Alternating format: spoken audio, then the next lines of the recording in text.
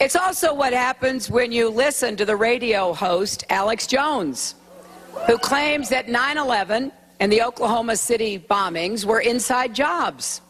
He even said the victims of the Sandy Hook massacre were child actors, and no one was actually killed there. I don't know what happens in somebody's mind or how dark their heart must be to say things like that.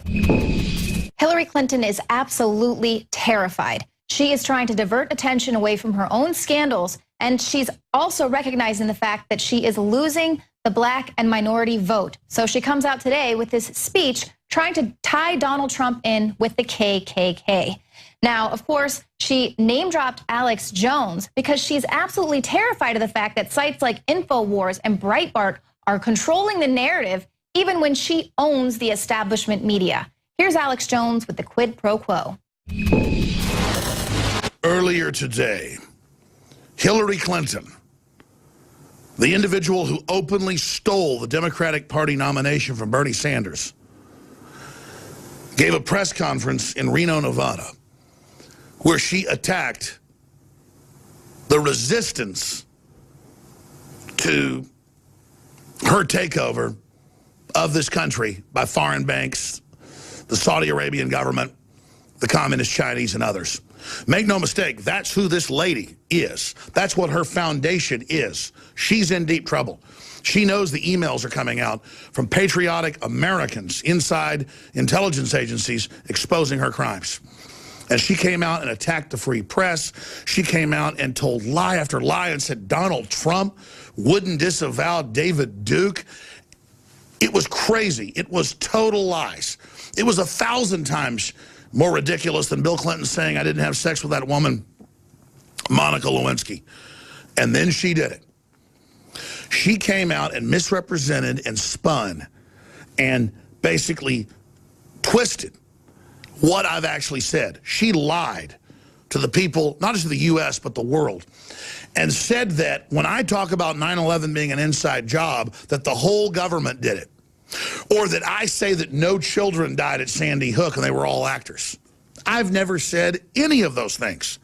Sure, they've edited videos together to misrepresent, but it's just as big a lie as saying that Donald Trump likes David Duke. It's a fraud. Look at her when she holds her own heart and talks about how I have this dark heart, how I'm the evil person. You're the one that went in and made Libya become a failed state. You're the person that helped create that al-Qaeda stronghold that morphed into ISIS.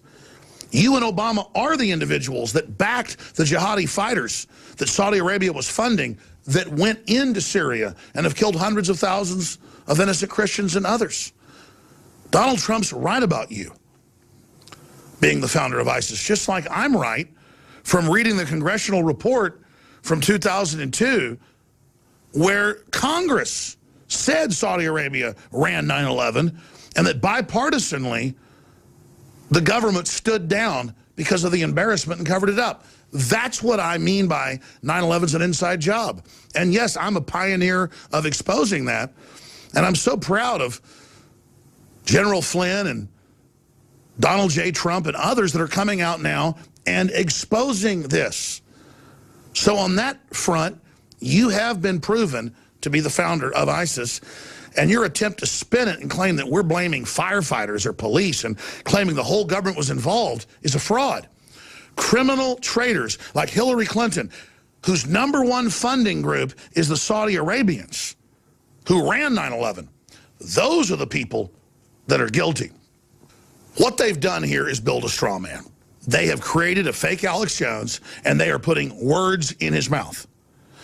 They can't find anywhere where I have said that I know the kids killed at Sandy Hook were actors or that it didn't even happen. I've hosted debates between people who say the story's true 100% and those that say the whole thing is a fabrication.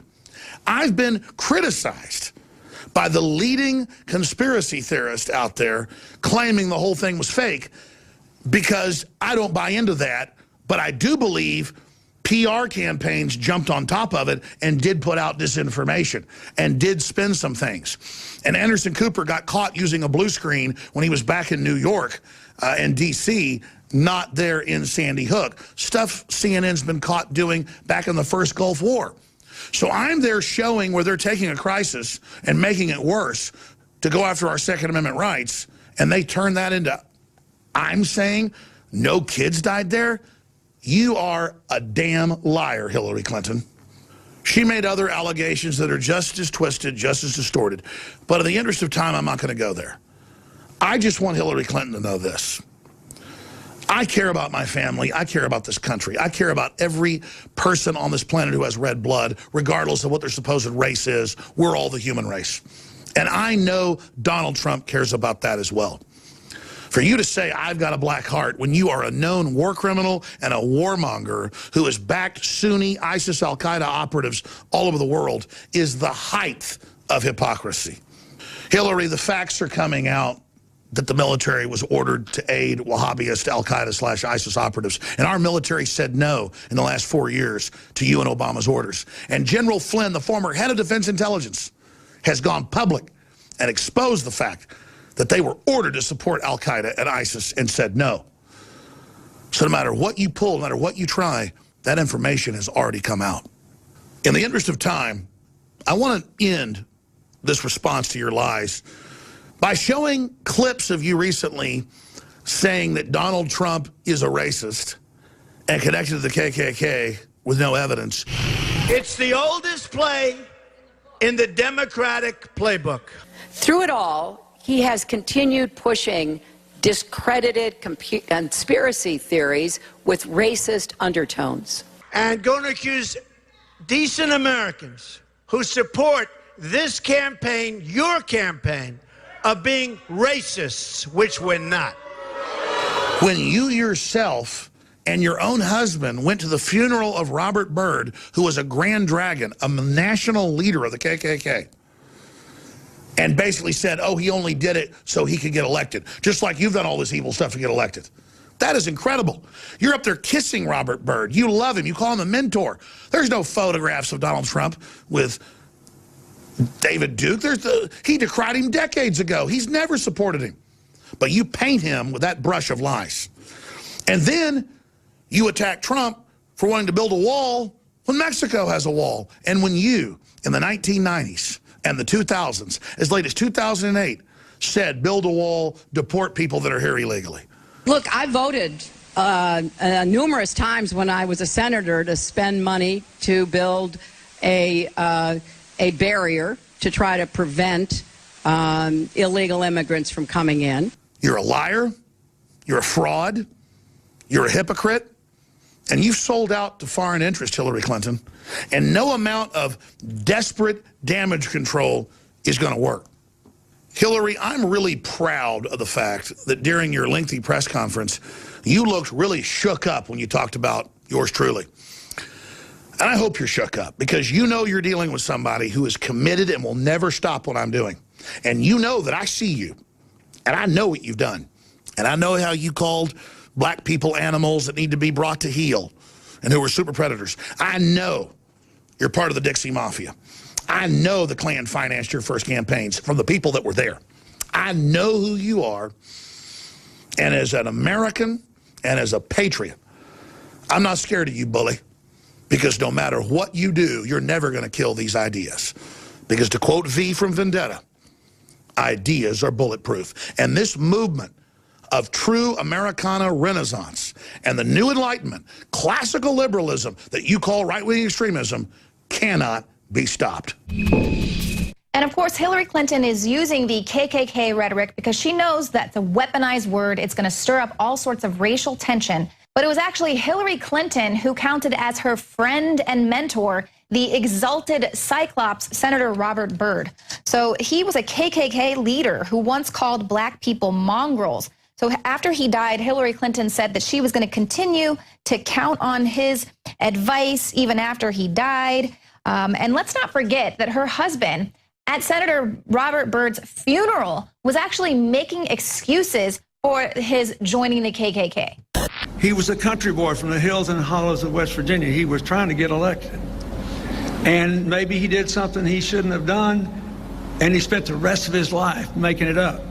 So that's Bill Clinton saying you have to join the KKK in order to get elected as a Democrat. So does that mean he joined them as well? And let's not forget that in her touching eulogy for Senator Robert Byrd, Clinton praised the senator as a man of surpassing eloquence and nobility, and even said that he had the heartbeat of America. Are you kidding me? She's the racist, she's the fraud, and she wants to divert attention away from the fact that her Clinton Foundation is a total sham, it's a total slush fund, and also these emails tying Huma Abedin in with not only a radical Muslim journal, but also they were posting a lot of anti-Semitic stuff as well. So she wants to divert attention away from her top aide, Huma Abedin, being tied to this radical minority Muslim affairs journal here that her mother was kind of the head of as well, with ties to the Muslim Brotherhood and Saudi Arabia. She wants to divert attention away from the fact that Saudi Arabia is funding her campaign.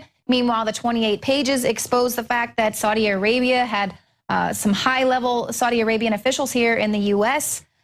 Had some ties with 9/11. So the fact that Hillary Clinton would dare even bring that up as a potential false flag was incredibly stupid in her speech today. And then she also goes on to say that about the Clinton Foundation, that's a lot of smoke but no fire in regards to all the stories coming out about the Clinton Foundation. And this was on CNN's Anderson Cooper AC360 broadcast, because she considers this a press conference, okay? The fact that she's going on selecting her establishment media personalities that she'll agree to talk with. So she goes on there saying there's a lot of smoke, but no fire. These are people I was proud to meet with. Well, let's take a little travail over here to what Judicial Watch has to say about these emails. Just one specifically. This is the Crown Prince of Bahrain. He was forced to go through the foundation to see Clinton.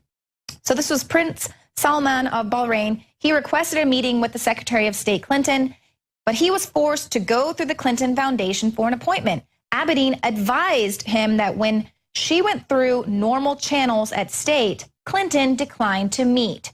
After Band intervened, however, the meeting was set up within 48 hours. So yeah, she's really happy to meet with these people as long as they donate a lot of money to the Clinton Foundation, and then she can meet up with you lickety-split. She's got all the time in the world for you.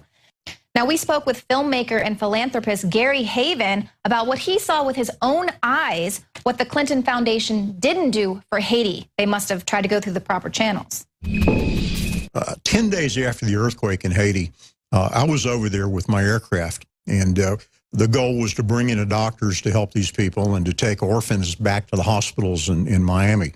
And I've been over there so many times I can't even count anymore. In fact, I've been feeding 10,000 children a day in Haiti. We ship over beans and corn and rice. And so I've had a firsthand account.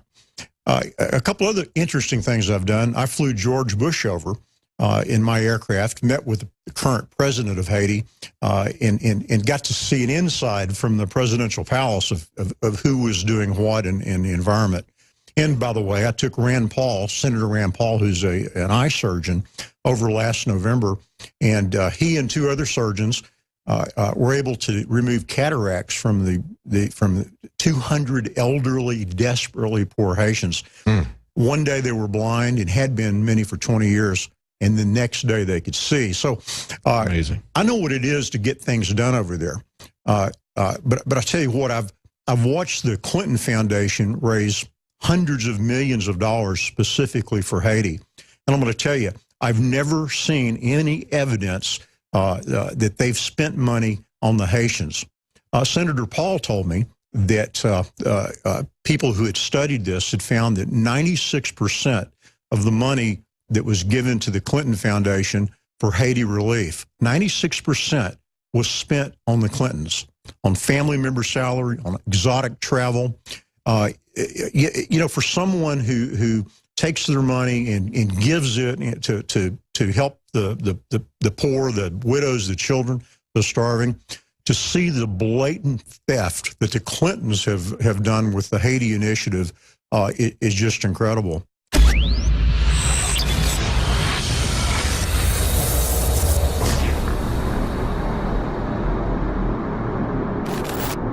know there's a lot of smoke and there's no fire. Smoke but no fire? With all the fireworks on the 4th of July weekend, you may have missed the news that under oath, Huma Abedin admitted that Hillary burned at least some of her schedules as Secretary of State. Yeah, schedules in the burn bag. That may explain why she stonewalled the Associated Press for 3 years to stop her schedules from being seen, to show the pay for play. Richard Grinnell, former diplomat, said, "I spent 8 years at the State Department and watched as 4 U.S. ambassadors and 2 secretaries of state shared their daily schedules with a variety of State Department employees and U.S. officials. I've never seen anyone put their schedule in the burn bag because every one of them had a state.gov email address. Therefore, their daily schedules became public records as required by law." I know there's a lot of smoke and there's no fire. David Knight for InfoWars.com.